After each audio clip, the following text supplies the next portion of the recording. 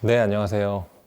오늘은 오랜만에 이제 자동차 상식에 관한 이야기를 좀 간단하게 해볼까 하는데, 지금 하는 이야기는 글쎄 모르겠어요. 근데 웬만한 데서는 잘 하지 않는 이야기인 것 같아서 좀 해보려고 합니다.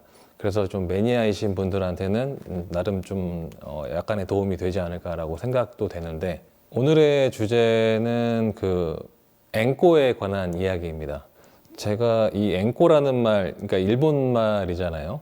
근데 이제 보통 그 일본말 쓰는 거를 싫어하시는 분들이 좀 많으시고 잘 안 쓰는 게 약간 미덕인 것처럼 또 그렇게까지 어떤 여겨지고 있는 그런 상황도 좀 느껴지긴 하는데, 근데 사실 개인적으로 이제 뭐 당연히 방송에서와 같은 그런 데서 이제 이런 말을 쓰는 것은 뭐 적절하지 않지만, 그냥 일상생활에서는 사실 일본말을 쓰는 것이 크게 문제가 되지 않는다라고 생각을 해요. 물론 막 불필요하게 계속 쓰면 좀 거슬리긴 하겠지만, 그래도 어느 정도 사용하는 것은 글쎄 뭐 개인적으로는 괜찮다고 생각하고요. 그리고 또 어떨 때는 그런 말이 저처럼 좀 뭐랄까 40대 이상인 분들한테는 더 확 와닿기도 하거든요. 그래서 적절하게 사용하는 것은 뭐 괜찮지 않나라고 생각을 합니다.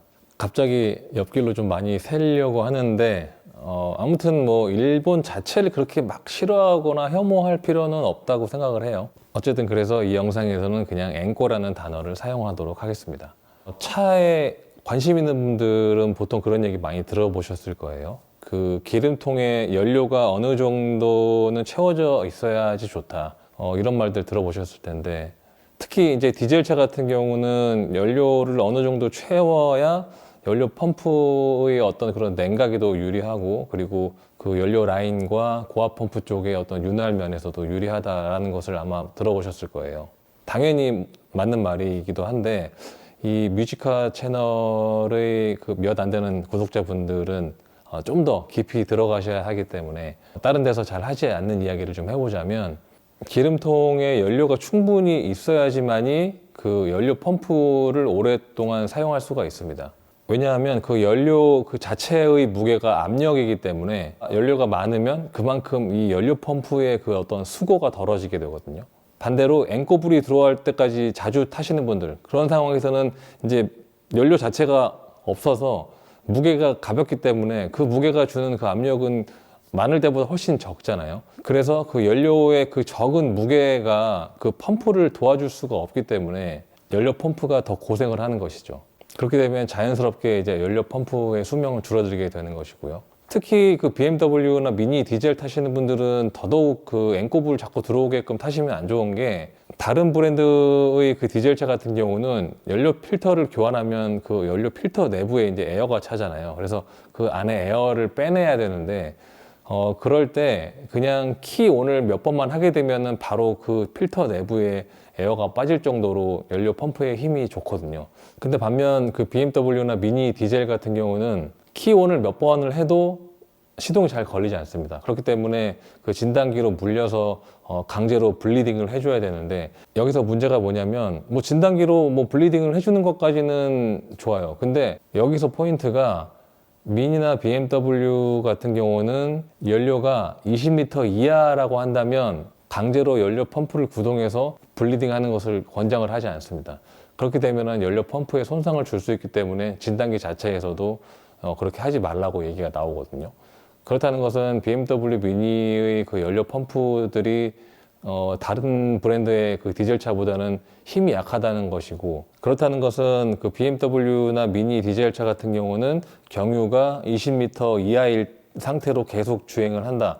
그렇게 되면은 연료 펌프에 계속 무리를 주고 있다.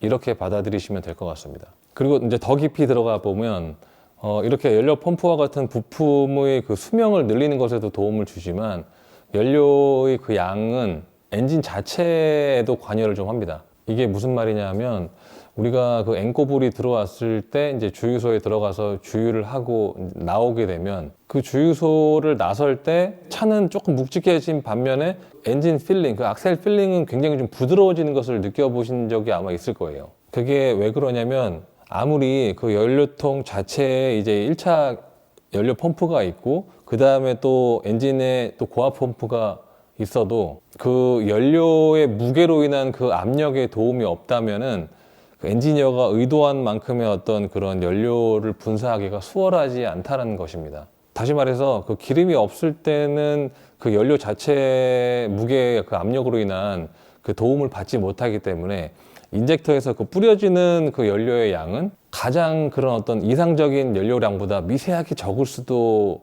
있는 반면에 연료가 많아서 그 무게로 인한 압력으로 이 1차, 2차 펌프가 도움을 받게 되면 그 어떤 가장 이상적인 연료 분사량에 가까워지지 않을까. 그렇기 때문에 엔진이 더 부드러워지는 것이 아닐까. 이렇게 한번 좀 추측을 해볼 수 있습니다. 물론 제가 뭐 그 연료가 많을 때와 적을 때를 나눠서 다이노 테스트를 해봐가지고 뭐 출력을 측정해본 어떤 그런 정확한 데이터를 기반으로 말씀드리는 것이 아니라 제가 개인적으로 그냥 갖고 있던 어떤 그런 느낌을 기반으로 해서 말씀드리는 것이기 때문에 뭐 이것은 이제 정확한 이야기가 아닐 수도 있습니다. 하지만 제 경험상 그 연료 양에 따른 어떤 그 엔진 필링은 달라지는 것은 분명해 보이고 심지어 그 블라인드 테스트를 한다고 해도 제가 그것을 통과할 수 있을 어떤 그런 자신감까지 있을 정도로 굉장히 좀 확신하고 있기 때문에 여러분들에게 이렇게 좀 말씀을 드리는 것입니다. 엔진이 부드럽게 돈다는 것은 그만큼 그 차 수명에 있어서는 플러스가 되는 것이기 때문에 객관적으로 어떤 데이터적으로 출력의 차이가 확인되지 않는다고 할지라도 그래도 웬만하면 연료는 어느 정도 채우고 다니시는 것이 좋다. 이렇게 좀 권장을 드리고 싶습니다. 정리하자면 그 앵꼬 불이 들어올 때까지 운행하지 마시고 여러분들 그 앵꼬는 불이 들어오는 것이 아니라 대략 그 연료 게이지의 한 4분의 1 정도가 앵꼬라고 생각하시고 운행을 하시는 것이 좋다라고 말씀을 드립니다. 그래야지 이제 실질적으로 그런 부품의 수명도 늘려주고 그 다음에 그 엔진이 더 부드럽게 돌 수 있는 어떤 그런 환경을 조성해 줄 수 있기 때문에 앵꼬 불 들어올 때까지 주행하지 마시고 4분의 1이 앵꼬다 이렇게 생각하시고 여러분들의 차를 관리하시면 좋지 않을까라고 생각을 합니다. 네, 그럼 오늘 영상은 여기까지고요. 또 다음 영상에서 뵙도록 하겠습니다. 감사합니다.